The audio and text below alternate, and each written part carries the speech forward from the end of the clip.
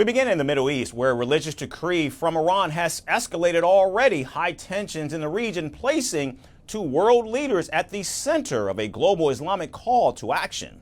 In the latest, one of Iran's top Shiite clerics has issued a fatwa, which is a religious ruling against President Donald Trump and Israeli Prime Minister Benjamin Netanyahu.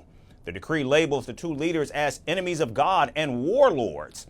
Under Iran's Sharia-based legal system, those declared enemies of God can face the most severe punishments that include amputation, exile, crucifixion, and even execution. Now, the religious decree came in response to what the cleric called threats made against Iran's supreme leader, Ayatollah Ali Khamenei, by President Trump and Prime Minister Netanyahu. Because during a recent 12-day conflict between Iran and Israel, both leaders had reportedly hinted at the possibility of targeting Khamenei directly. We know exactly where the so-called supreme leader is hiding. He is an easy target, but is safe there. We are not going to take him out, at least not for now. But we don't want missiles shot at civilians or American soldiers. Our patience is wearing thin. Thank you for your attention to this matter. People ask me, are we targeting the downfall of the regime? That may be a result, but it's up to the Iranian people to rise for their freedom. Freedom is never cheap. It's never free. Freedom requires these subjugated people to rise up, and it's up to them.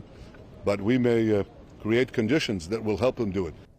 This sharp religious ruling has sent a clear message to Muslims worldwide. The cleric's decree called on all Muslims, individuals, and Islamic states alike to unite and resist any support or cooperation with President Trump, Prime Minister Netanyahu, or their governments. He declared such alliances as religiously forbidden and also promised divine rewards to any Muslim who suffers hardship or loss while acting on the religious duty, describing them as fighters in the way of God.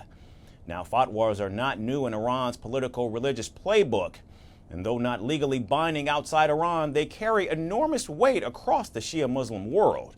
The most infamous example was in 1989 when Iran's then Supreme Leader Ayatollah Khamenei issued a fatwa against British Indian author Salman Rushdie over his book, The Satanic Verses. That decree led to decades of threats, a translator's murder, and a brutal stabbing attack in 2023 that left Rushdie blind in one eye. So as the dust settles from the recent conflict, this fatwa could ignite another kind of war, one not fought with bombs or missiles, but with beliefs, loyalties, and a call to global action. And that may only be the beginning. Firstpost now available in 9 languages on YouTube.